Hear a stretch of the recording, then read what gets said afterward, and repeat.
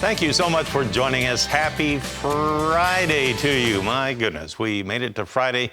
We're getting closer to the holiday weekend here. And of course, Mother's Day is coming up this weekend, just as a reminder to all you guys out there. Reminder. Okay, let's take a look at what could be driving the markets today with a little help from Brian Hoops, the president of Midwest Market Solutions today. We had some strength in some of the markets overnight here. Brian, I want to walk through these and get your take on why they are doing what they are doing. We do have the WASDE report coming out at noon Eastern time today. That'll be 11 o'clock Central, of course. And it'll have supply and demand numbers. We'll be looking at corn and soybean production for the first time for this year, the new crop.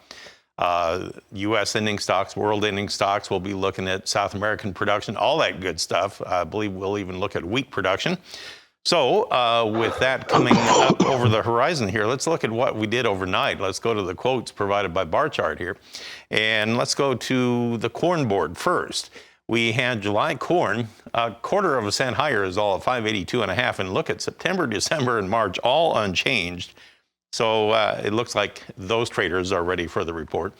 In soybeans, July 3.5 cents higher at 14.09 per bushel. That's about 7 cents, almost 8 cents off of its overnight high. You had November down a penny and a quarter at 12.46 3/4. Well, on the wheat market, we'll go to Chicago, July. It was actually trading 8.5 higher this morning at 6.35 3/4. We had the Kansas City market showing July up by 16 3/4 this morning at 8.58 1/4. And we had the spring wheat trade in Minneapolis with July 13.5 higher at 8.50 1/4. So, Brian, that was a little bit odd to see that much of a rally here in the wheat trade ahead of the government report coming out. We also had some mentions that maybe they're making progress in the Black Sea shipping agreement talks. That would be bearish. Russia is supposedly, doing away with their wheat export tax for part of May. That you would think would be bearish. We're getting moisture in the plains. That seems to be bearish and would go up double digits. It doesn't seem to make sense here today, Brian. Help us out. Yeah, ahead of the report, a lot of things won't make sense. We're a little bit of higher in corn and soybeans overnight, just seeing, some short covering. Largely, we've been trading lower going into this report, and then there's uncertainty about the report. So get a little short covering prior to the report's release, and some of these traders will take some of their profits off their short positions and just kind of go into the report flat. So position squaring is part of it.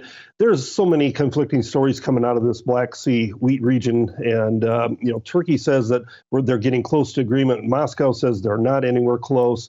I think Turkey actually has an election this weekend, so their leader could be voted out of office. And he is more in line with Russia, I believe, than the previous one that's in there. So there's just so many things that are moving on this. You're right as far as the weather. That looks a little bearish as far as wheat production, as far as Oklahoma and Texas are getting enough rainfall, plenty of moisture. Clients in Texas tell me this is probably one of the best looking corn and wheat crops that they've had in quite some time. And really, where I've mentioned before, Joplin, Missouri, beautiful crop there. Southwest parts of Kansas looking very good as well. So there's southeast, I should say, but there's some areas that are certainly very poor, and we'll probably see that reflected in today's report. So I really don't read much into an overnight trade to begin with because of the low volume nature. And prior to a supply and demand report, really there's not much you can take away as far as a fundamental news. But yeah, wheat certainly the upside leader in here. No export sale announcements this morning, no cancellations either, so that's a plus. And I think we're going to be looking at kind of some more positioning ahead of this report. Once that comes out, reaction to it, and then going to trade weather. And there's, forecast 6 to 10 day has below normal precip for Iowa and Illinois. And that's one thing that could kind of put a low in the market if we get really dry across some of those key states. Okay, real quickly, in order, what are you going to look at first when the report comes out? U.S. crop production, U.S. ending stocks, world ending stocks, or South American production? Well, I think the South American production is pretty widely known. We're going to have some changes, adjustments to it. The U.S. ending stocks, I think, will be really closely watched by the trade as far as direction. The expectations are over 2 billion bushels of corn carryout. Anything less than that is probably going to be considered somewhat friendly at this point in time. Okay, we'll come back and talk a little livestock here on a Friday when we come back. Thanks for joining us. We're talking with Brian Hoops of Midwest Market Solutions right now. And we're going to shift gears and look at livestock trade. Brian, I hear we had a little bit of maybe cleanup type trade in the country as far as cash cattle. Did I hear that things were kind of even or maybe even firmer than the day before, but still weaker than last week? Does that make sense?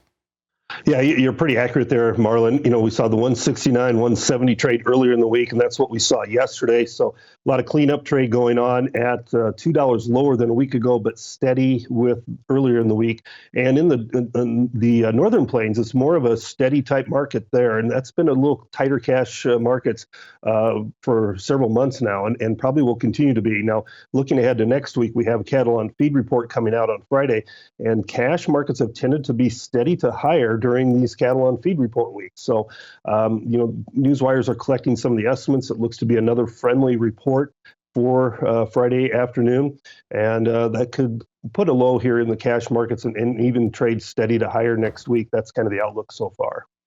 Real quickly, how are the numbers? How are the runs this week here? Yeah, that's one of the keys that we've been watching for is anytime you can get above 650, 660,000 kill per week, that's usually really bullish for your cash markets. We're going to come out to be probably 625 to 630 this week, so it's not real bullish kill numbers. It's probably going to be a little bit larger than last week, so maybe that's a good sign. Packers are starting to increase their kills just a little bit. All right, let's take a look then at how we finished up yesterday on our quotes from bar chart. On live cattle, we were lower across the board. The June was only down a nickel, but August was down 37 cents at 160.80. Now, on the feeder cattle, yesterday we closed up the session with the August 92 higher at 226.07. September was up 92 cents. And on the lean hog trade, well, we headed home with the June contract 30 cents lower at 83.87. And we had the July contract 85 lower. We were at 85.12 at the end of the day yesterday. So thanks a lot, Brian, for talking with us, and happy Mother's Day there, Brian. Have a good weekend. Good weekend. We'll catch up with you next week and get all rested up between now and then. Good luck through the report. Brian Hoops of Midwest Market Solutions.